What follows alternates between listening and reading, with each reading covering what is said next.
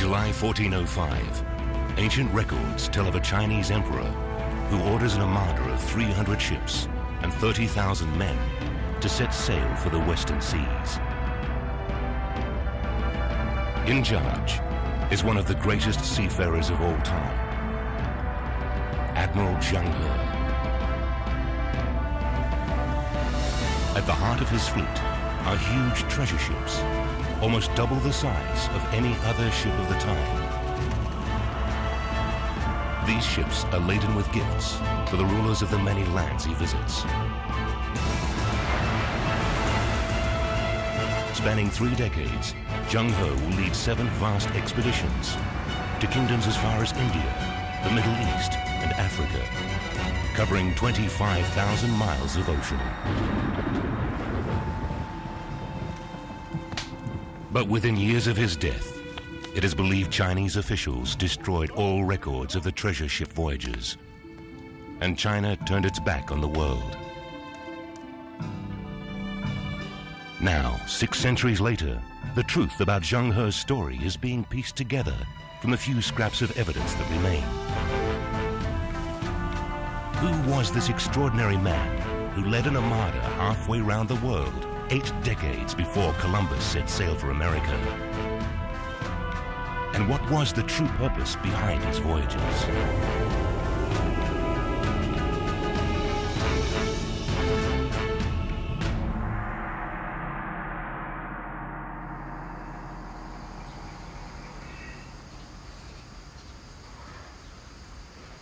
Our story begins in Yunnan, where Zheng He was born in 1371. Separated from China by rugged mountains, it was a remote outpost of the vast Mongol Empire, which Genghis Khan had forged from Europe across the roof of Asia to the Pacific Ocean.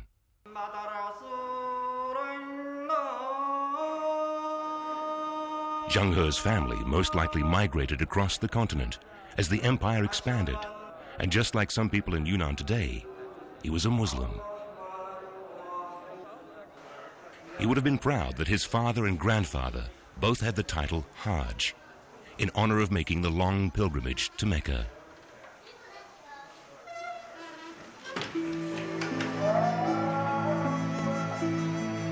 回来以后啊，郑和啊就很喜欢听他的祖父和他的父亲讲，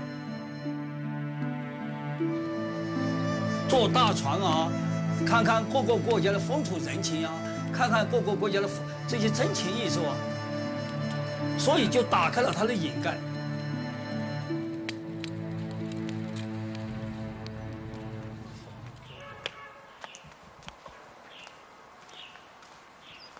There are many anecdotes about Zheng He, but only scraps of documentary evidence remain. Amateur historian Mr. Xu Kede has been studying Zheng He for 40 years. The starting point for his research is a memorial inscription commissioned by Zheng He for his father's tomb. 这块碑啊，是在600多年前就在这个地方被一些杂草遮盖起来。这一块墨。 是郑和在出使西安前，为他父亲写了一块墨字铭。从碑上可以了解到郑和，他的祖父当过云南省的省长，他的父亲是滇阳侯，所以是很有钱人的家庭。嘿，等会儿啊！他的小时候。 是非常幸福的。 But that happy childhood is suddenly cut short.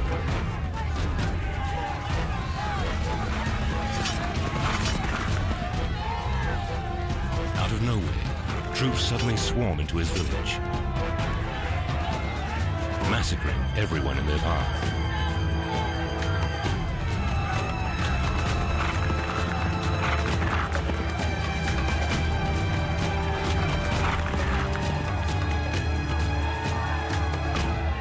His father is killed in the mayhem.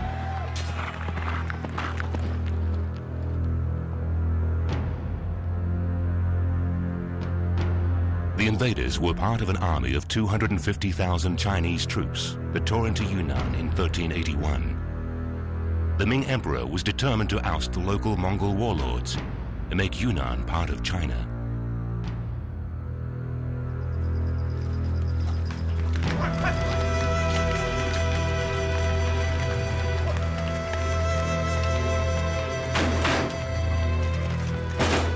His elder brother escaped, but Zheng He was not so lucky.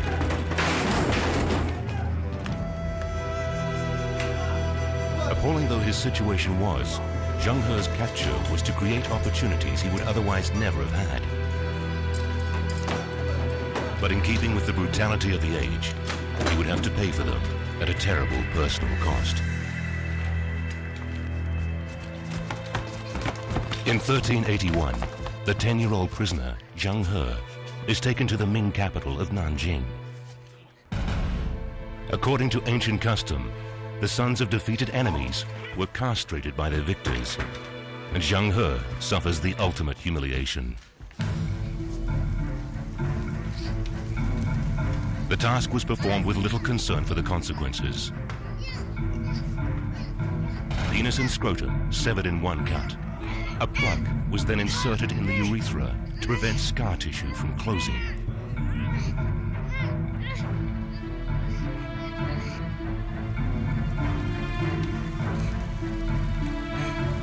Some were no more than 9 years old.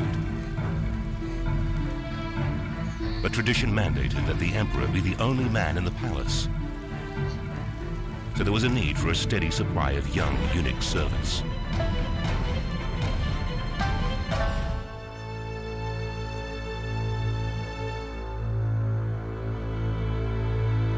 This is the life Zheng He seemed destined for. But his fate changes yet again. By 1390, as a teenager, he is in Beijing and a member of the household of Prince Judi. Over the years, the prince and his eunuch forge a close bond. They fight side by side in Judi's military campaigns against the Mongols, and Zheng He lives in his palace.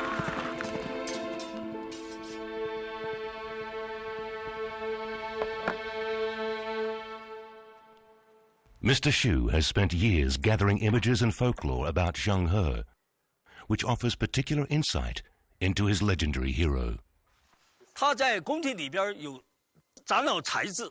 第一，他陪着皇帝的儿子读书，这个时候长了很多知识。第二，他有拜这个一个叫做过尔斯的一个和尚，姚管孝。第三个，他跟朱棣在一起，每天要借助很多大官贵臣，他去了解了很多这个朝廷里边的一些处人哲学。 When Zheng He is 31, Judi seizes the throne and declares himself the young Le Emperor, or Emperor of Perpetual Happiness. Outraged, government officials refuse to support him. Young Le promotes a number of palace eunuchs to positions of power.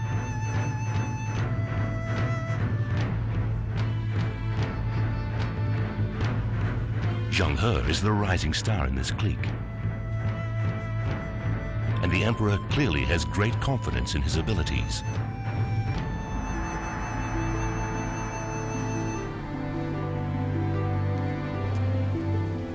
Zheng He had already been appointed director of palace servants and head of palace construction. But in 1405, the emperor summons Zheng He to the throne room and presents him with the most ambitious project he has yet conceived.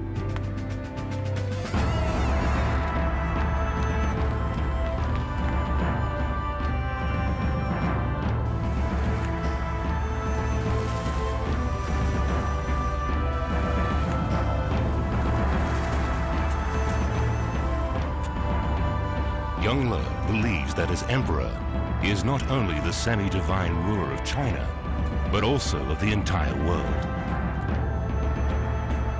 10,000 nations overseas must benefit from his goodness and truth and pay him their respects. To achieve this, he will send a vast armada to the Western Oceans. And the man he wishes to fulfill this ambitious vision none other than his trusted eunuch, Zheng He. 那么为什么要派郑和不派其他人呢？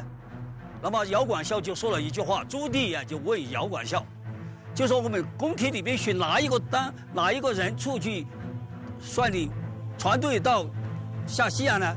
姚广孝说，朝中就是宫廷中无以伦比，就是郑和啊，除了郑和以外，没有哪一个可以比他，因此就派郑和。奉天承运，皇帝出使西洋，赐尚方宝剑。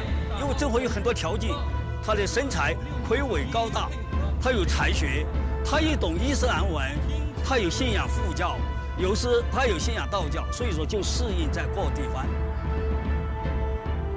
The imperial edict orders the construction of hundreds of warships and mighty treasure ships. At the age of just 34, Zheng He is set to command the most powerful fleet the world had ever seen. One that would take China to the most distant lands of the known world. The first priority was ships.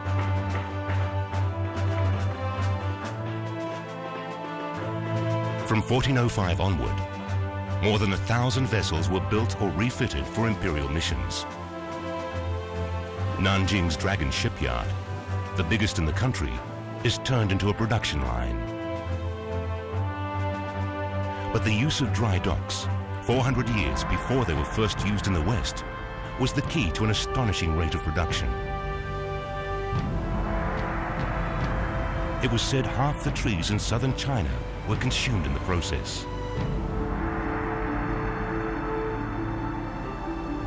Already famous as superb shipbuilders, the Ming Chinese proceed to build ships so large, they were not matched in size until the 19th century.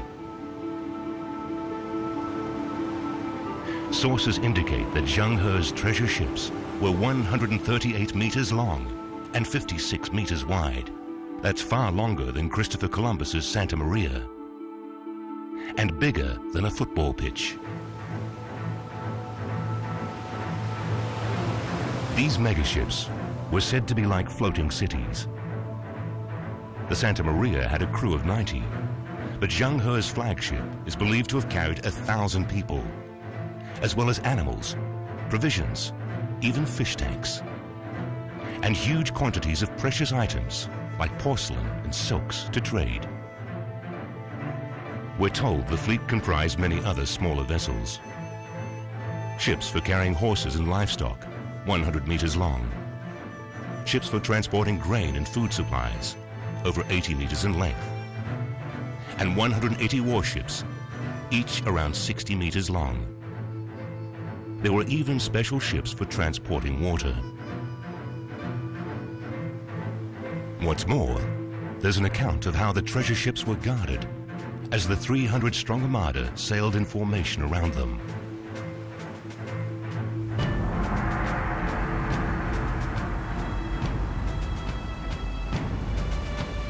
On board with Zheng He is a young Muslim translator called Ma Huan. In 1433, he published a chronicle of his years at sea. It becomes the main historical source about the places and peoples Zheng He's fleet encountered. Over vast expanses of huge waves, we pass through the various countries with their different seasons, climates, landscapes, and peoples.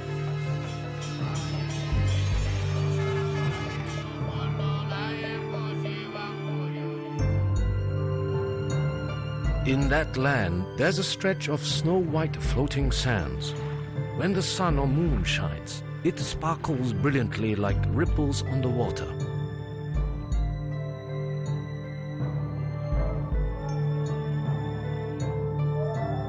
All the craftsmen who make and inlay fine silver and gold and other such articles produce the most refined and ingenious things.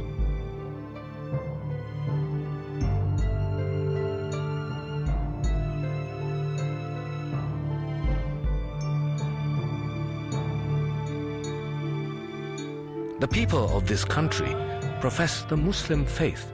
There is frankincense, dragon's blood, myrrh, and even strange beasts.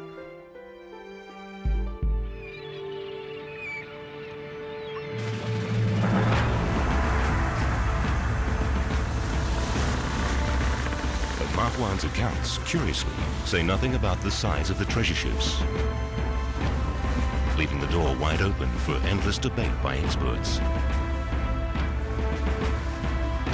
The dimensions of Zheng He's ships are first given in this book. 3 Jules eunuch Zheng He travels to the Western Ocean. The problem is that it's a piece of fiction, a fantasy novel about Zheng He sailing to hell, written 160 years after he died. So how large were the treasure ships?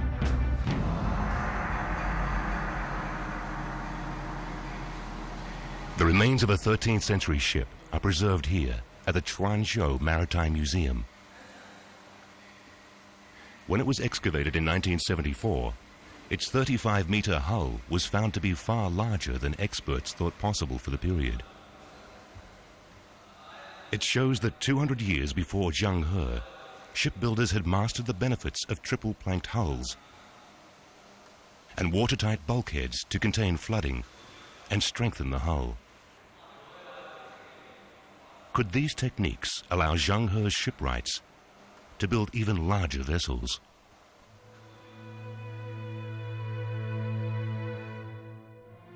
The first clues came to light in 1957, when archaeologists excavated the former dry docks of the Ming Dragon shipyard in Nanjing.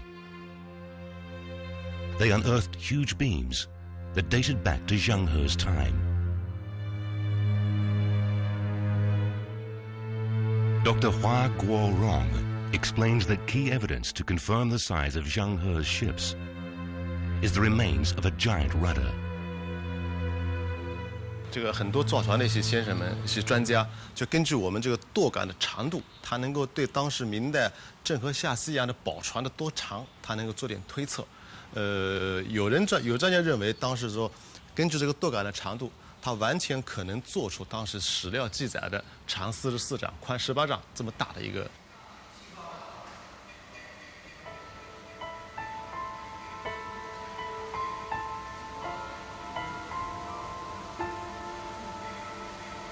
Zhang Chi-kit is a naval architect who disagrees. There are a lot of technical and operational constraints to operate such a large vessel. He believes treasure ships this size would have been too big to control, and that wood simply isn't strong enough to build seagoing vessels that would have weighed more than 10,000 tons. Support for this argument may be found in this Buddhist prayer sheet. It's the only contemporary image of Zheng He's ships.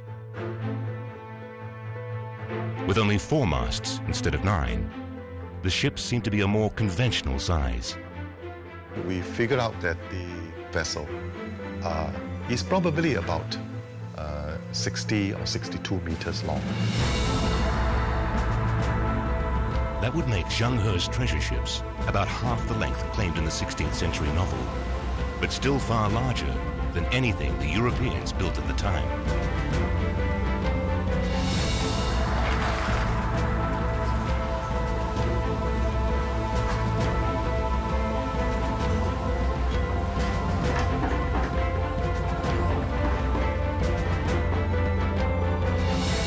In winter of 1405, as soon as the northeast monsoon starts blowing, Zheng He's armada finally sets sail for the Indian Ocean.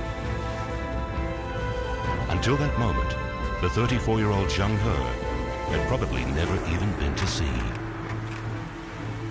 Though these weren't voyages of discovery, Zheng He's first mission was very ambitious. To make his way down to Java, up through the Straits of Malacca, past Sumatra, and then on to the destination the emperor chose. The Kingdom of Calicut, on India's Malabar coast.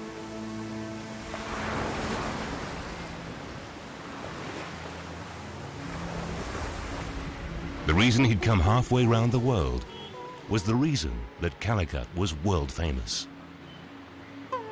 Pepper. Pepper would have fascinated the Yongle Emperor, not just for its zest as a spice, but as a remedy for stomach and heart problems.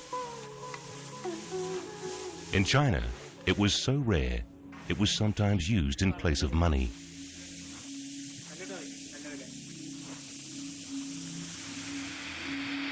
This was the largest single item that we find on the records. Vast amounts were brought in.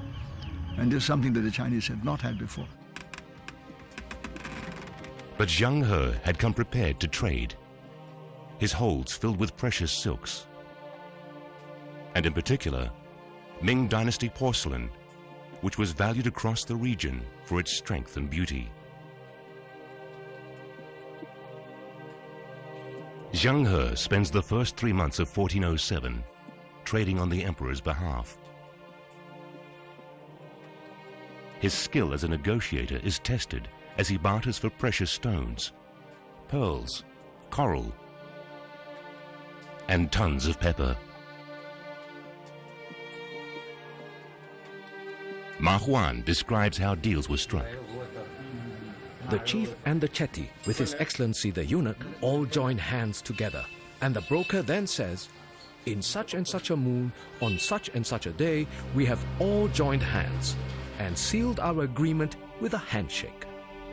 Whether the price be dear or cheap, we will never repudiate it or change it. By late spring, monsoon winds start blowing from the southwest, so the fleet heads back to China, laden with its priceless cargo. But trade was only part of the reason for Zheng He's voyages. With up to 300 ships, his missions most likely had an ulterior motive, a uniquely Chinese agenda that would be inconceivable to Western thinkers at the time.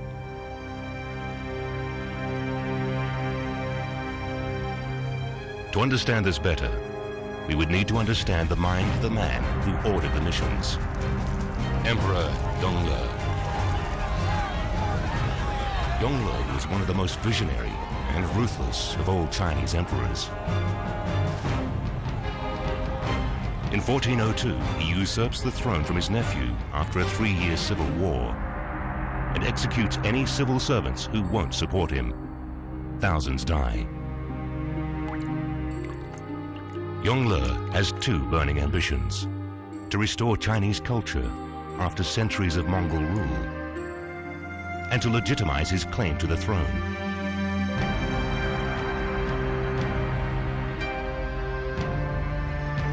Moving China's capital from Nanjing to Beijing, he builds the largest palace in the world, the Forbidden City.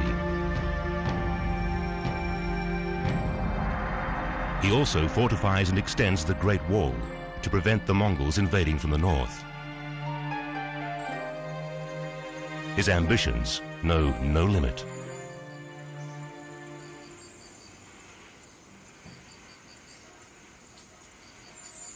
Dr. Ji Shijia is a leading authority on Ming history and has spent years probing the layers of Yongle's character. He's found intriguing clues in an old quarry not far from Nanjing. Here, the emperor commanded a giant rock slab be cut to create a vast monument to his father. And he would stop at nothing to achieve his ambition, even if it meant working his stonemasons to death. 据传说，一天就这个石渣子，一个人要浇3斗3升。斗啊，这么大的斗，3斗3升，你浇不了3斗3升，就杀头。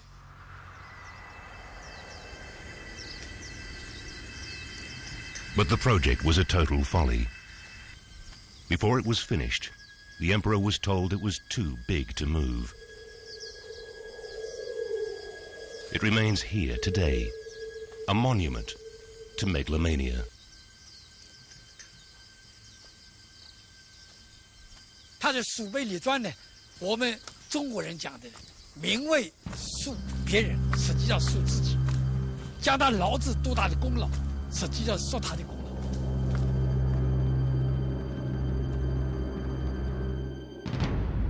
In his endless search for praise and confirmation, the emperor began to look beyond China's borders. He was particularly concerned to ensure that nobody would question his legitimacy. And one way of proving that was to have lots and lots of rulers from elsewhere come and acknowledge his heavenly position as son of heaven. And that was important to him. In the Confucian universe, the world was neatly ordered in a social hierarchy, with the emperor at the very top. His job, to maintain harmony between heaven and earth. If foreign rulers could be persuaded to offer tribute, the emperor believed the gods would indeed smile on him, and his dynasty would last forever. Zheng He's mission, therefore, was to bring the world to its knees. He was not sent to go and look for new places. What he was looking for were any rulers who could be persuaded to acknowledge Emperor Yongle. Exacting tribute was an art in itself, and Zheng He was a true master of diplomacy.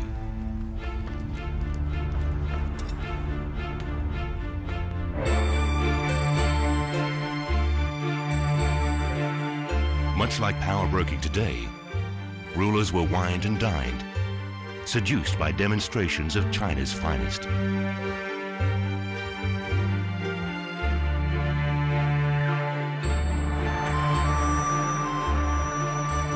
Local rulers were expected to offer tribute. In return, China would agree to trade, an ancient most favored nation treaty of sorts. Envoys were invited to board the ship for the long journey to China, so they could offer these gifts in person to the emperor himself. The most extraordinary of these were rare animals never seen before in China. The creature that amazed the court the most was a present from the ruler of Malindi in present-day Kenya, one solemn giraffe. Extraordinary how this giraffe was brought in these ships across the Indian Ocean. And the Mandarins are fascinated, and they had tried to find in their classical text some way of naming this animal which I've never seen before. They found classical terms, and they wrote poetry to it, they painted it, and they generally thought this was the most remarkable creature indeed. But if a ruler did not like the idea of becoming China's vassal, there was always the threat of military force. The first years of Yongle's reign were marked by violence. The invasion of Vietnam, of Dai Viet, the invasion of a number of Thai polities in what is today Yunnan province, and the sending of these huge maritime missions abroad. Anyone who looks at the actions which occurred during those voyages will see that they were certainly not intended to be peaceful or friendly. Military force proved that China would stop at nothing to protect its interests. By restricting trade with China to countries that offered tribute, the emperor sought to establish a state-run monopoly on international trade. He did this by turning up with 25 to 30,000 armed men, a fleet of up to 200 plus ships, and suggested that the people might like to either demonstrate some sort of submission to the Ming or face the consequences. Chinese court records for the 6th of July 1411 describe how Zheng He, provoked by rebel attacks on his ship, leads an army to the capital of Ceylon, where he captures its king for disrespecting the emperor. They were heavily armed ships, bearing the best weapons of the age. They were intended to dominate. They were intended to institute a Pax Ming through the region, through the maritime realm. But some historians believe there were good reasons for the fleet to be armed. yes, they were armed. The ships were armed. There were lots of soldiers and sailors on board, and they have to after defend the majesty of the emperor. So they could not allow these ships to be taken by pirates or to be seized by the local rulers. So they have to be pretty strongly guarded. Zheng He's armada had become a formidable power on the sea, and the message spreads throughout the ports of call: pay tribute to China, or be prepared to pay the cost.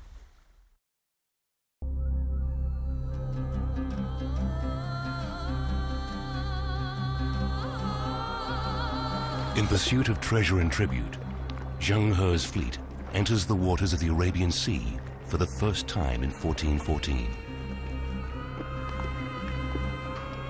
For half a millennia, Arab traders had been master navigators, plying these waters in simple one- or two-masted boats, known as dhows.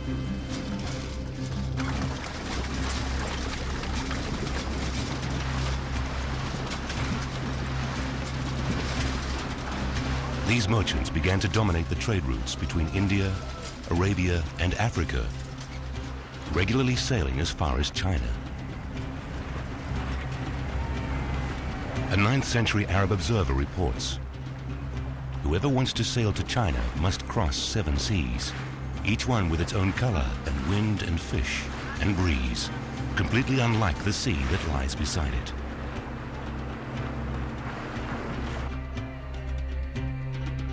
The routes were all set. They were known routes. In particular, the Indians, the Persians, and the Arabs have been at it for a long, long time. So you could send somebody like Zheng He, and he would find enough experts to actually enable these expeditions to travel safely, to get to the destinations they want to, and so on. To find those experts, he would visit the city of Quanzhou on the southeast coast of China, once one of the busiest ports in the world, and home to as many as 40,000 Muslims. Dr. Wang Lian Mao is an expert on the city's maritime history.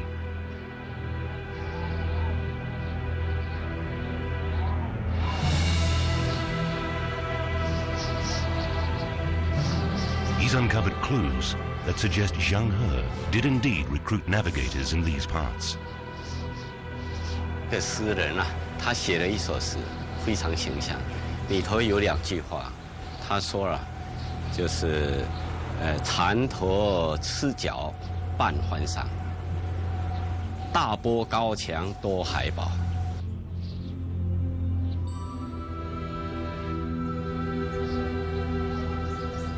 他环胜一时，被认为是相当于现在中国的上海。对岸还有白旗，郑和下西洋从这边雇请了不少的老带，就是船老大，就是驾舵的那个最重要的水手。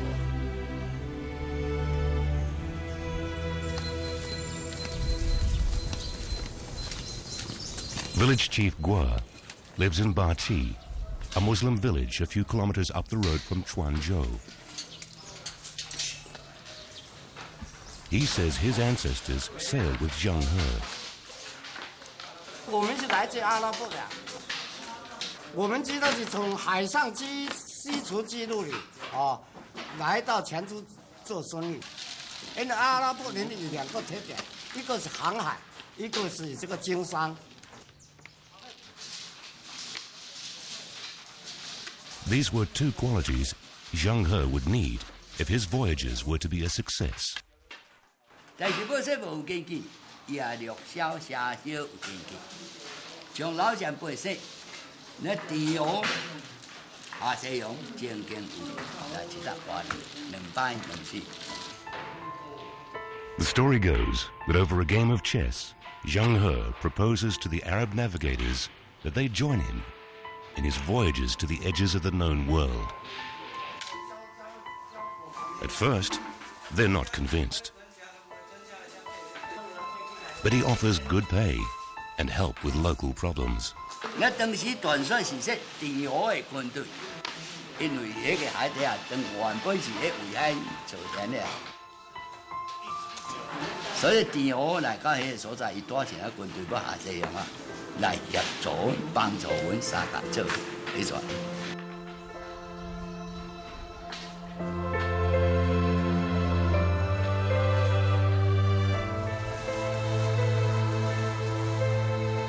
With his Arab navigators at the helm, Zheng He's armada catches the northwest monsoon winds that start blowing each January.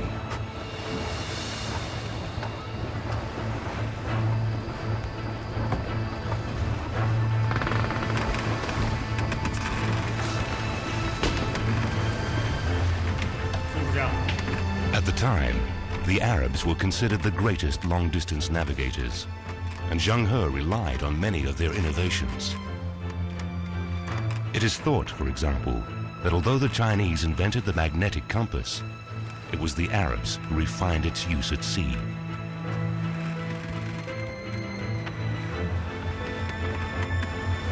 Zheng He pooled the knowledge of Chinese and Arab navigators to create nautical charts, some of which have survived thanks to this copy made in the 17th century. These made it possible to steer along the coast from China all the way to Africa by reference to landmarks that can be seen from the deck of a ship.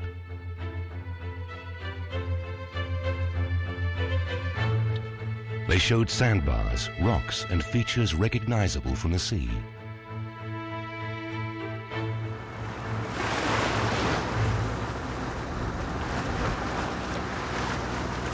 The treacherous Strait of Malacca. All 7 expeditions passed through these waters.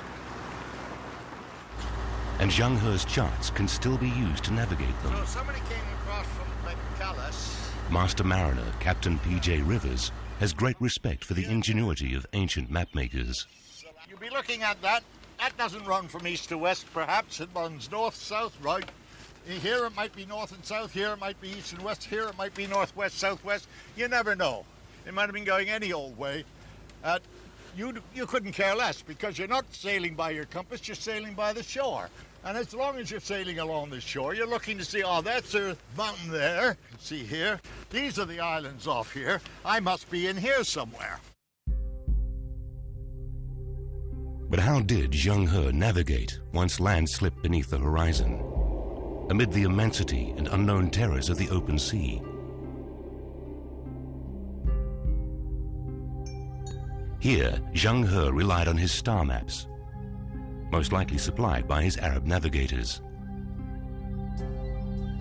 This one shows which constellations to follow from the southwest of India to the Persian Gulf, together with their height above the horizon.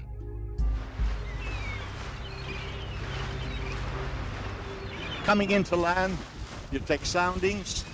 That is, you'd take the depth of water, you'd lower something to pick up whatever it is on the bottom, the type of mud and one thing and another, give you an idea of what it's all about. And those sailors, they could tell, the Arabs use the word isharat. They could tell from the change in the color of the water, from the clouds, watching for birds, signs that land was near. Somebody did their homework. These fleets knew exactly where they were going and why. All you have to do is look at a map and see that the destinations of the Ming fleets was all the strategic ports in the Indian Ocean trading network. This is information that could only have come from very experienced traders. And the experienced traders of this day were Muslim. In 1419, the fleet reaches Yemen, landing at Aden, the most westerly port in the Indian Ocean.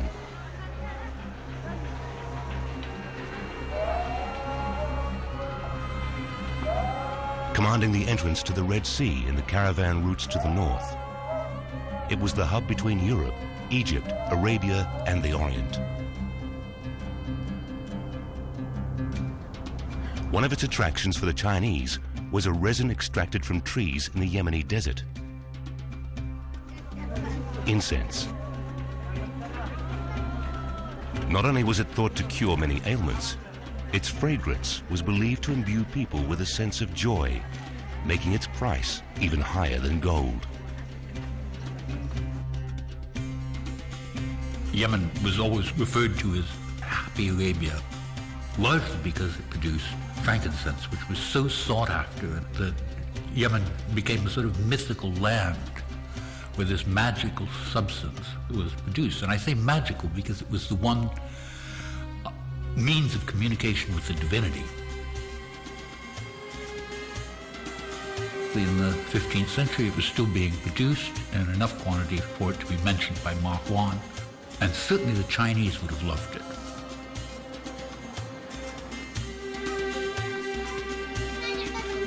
The ruler of Yemen gave Zheng He gifts for the emperor, including 2 gold belts embedded with jewels. But Yemeni chroniclers were puzzled by China's attitudes and assumptions. They clearly thought that the Emperor of China's apparent desire to dominate this by sending such huge fleets was simply ridiculous. But such mutual misperceptions did nothing to stop the flow of trade. And leaving Yemen, the treasure fleet follows the Arab trading route south down the African coast.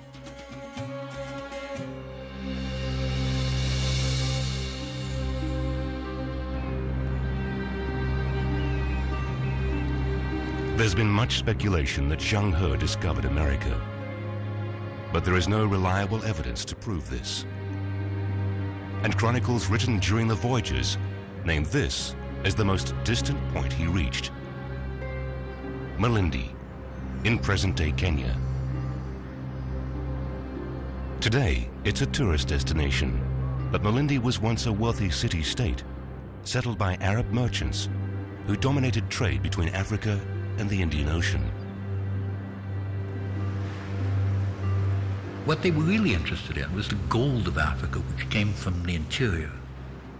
And this gold was the thing that actually fueled the entire system, because African gold was used to pay for the luxury goods like pepper and so forth.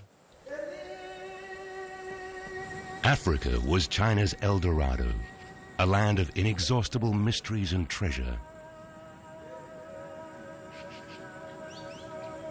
Here, at the ruins of a medieval city called Gide, just 15 kilometers south of Malindi, a structure surrounded by dense jungle takes us back to the Africa of Zheng He's time. Mr. Abdallah Ali Al-Losi, the curator of the site, says porcelain pieces, once part of this 600-year-old mosque, may be evidence of a Chinese visit. In the 15th century, this town, it was flourishing like a young rose flower. And it was then Zheng He visited this part of the world. Some of the items which were fitted here, the porcelain bowls, could have been brought by him. Since he was a Muslim, he thought of bringing some presents to the Muslims wherever he would land. After 6 centuries, not much evidence remains of either Malindi's glories or a visit from Zheng He's fleet.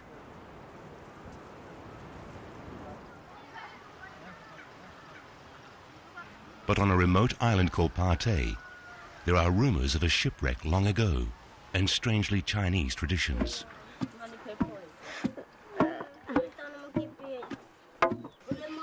It's been said their style of basket weaving is similar to that used in southern China. And some of the inhabitants have far lighter skin color than people elsewhere in Kenya. Baraka Badishi belongs to one of a handful of clans here that claim Chinese lineage. The story goes that when the shipwrecked sailors from Zheng He's fleet made it ashore, they married local women. Scientists in China have tested her DNA and believe that her family is indeed descended from the Chinese. On its own, this can't prove a connection with the voyagers. But her story is given extra resonance by a precious heirloom, a small porcelain bowl. Umefahamu ni ndogo, akawa kusikia tuambiwa kwamba hawa asili yao watokana na Wachina, watoka Washanga, asili yao ni Washanga, na asili hao Washanga ni kwamba ni hao Wachina ambao asili yao ni Washanga. If Baraka's ancestors were indeed shipwrecked, the loss of the ship and its treasures can only have added to the mounting cost of Zheng He's voyages.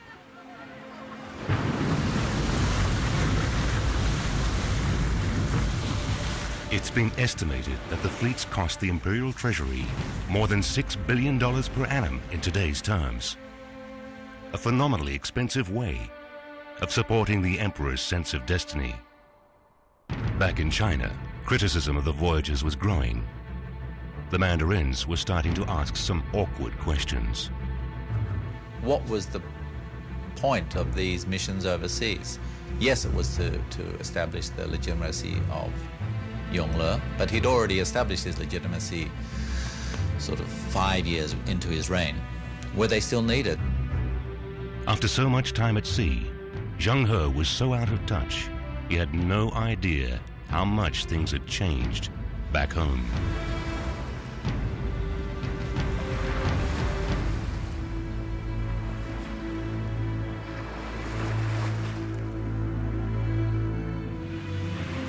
On the night of May 9th, 1421, lightning strikes the Forbidden City, just 4 months after its completion. For Emperor Yongle, it may have been a sign that the gods were angry. Within 3 years, he is dead, his son inheriting the throne. Zheng He finds himself sidelined. The new emperor has little interest in his father's grandiose schemes, and China turns its back on the sea.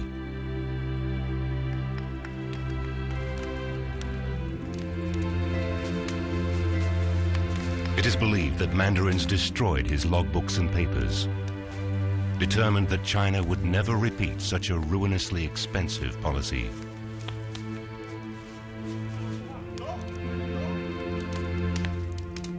By the end of the century, building ships with more than 2 masts is banned upon pain of death. And the government orders the destruction of all ocean-going vessels. China's days as a maritime superpower were over. How can you dominate an ocean the size of the Indian Ocean? The only people that ever succeeded in doing this came very shortly later, and these were the Portuguese. 65 years after Zheng He's last fleet returns home, Portuguese explorer Vasco da Gama enters the waters of the Indian Ocean, ushering in a new era of European domination. If the Chinese had maintained a fleet, they certainly would have given the Portuguese a run for their money. There's no doubt about it.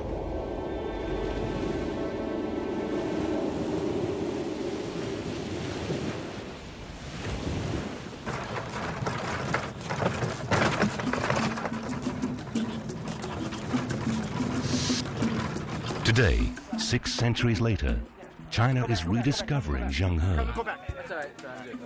In Nanjing, across the river from the site his treasure ships were built, a group of shipwrights have found their own way to mark the anniversary of Zheng He's first voyage. 我们是根据为什么根据纪念600周年这个活动来想，我想的嘛，他这个是7次下西洋，历时28年。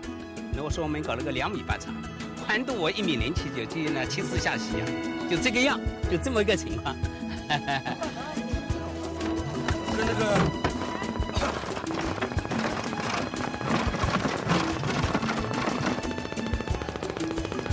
郑和，他是中国的伟大航海家，应该叫他也是我们世界这个人民的一个啊。所以我作为我们所炎黄子孙，我就感到就是中国人为中国人很自豪。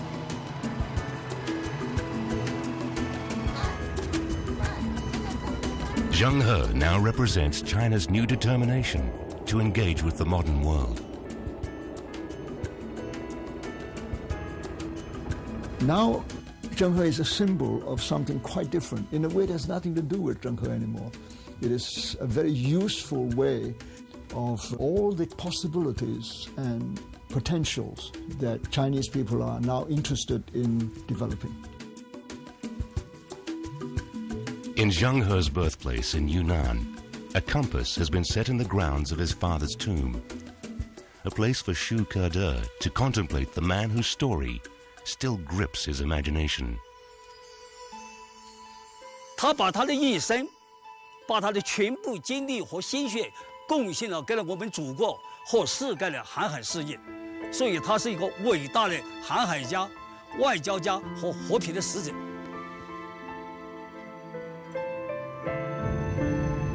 Yet, despite all the debates about his voyages, we have no documents that tell us anything about Zheng He, the man. And he left no record of the extraordinary personal odyssey that fate had sent him on. The closest we can get to Zheng He's feelings is the inscription he left in a temple before setting off on his final voyage. His own brief account of almost 30 years at sea. We have traversed more than 100,000 li of immense water spaces and have beheld in the ocean huge waves like mountains rising sky high. We have gone to more than 30 countries, large and small, and we have set eyes on barbarian regions far away, hidden in a blue transparency of light vapors, while our sails, loftily unfurled like clouds day and night, continued their course, rapid like that of a star, traversing those savage waves as if we were treading a public thoroughfare.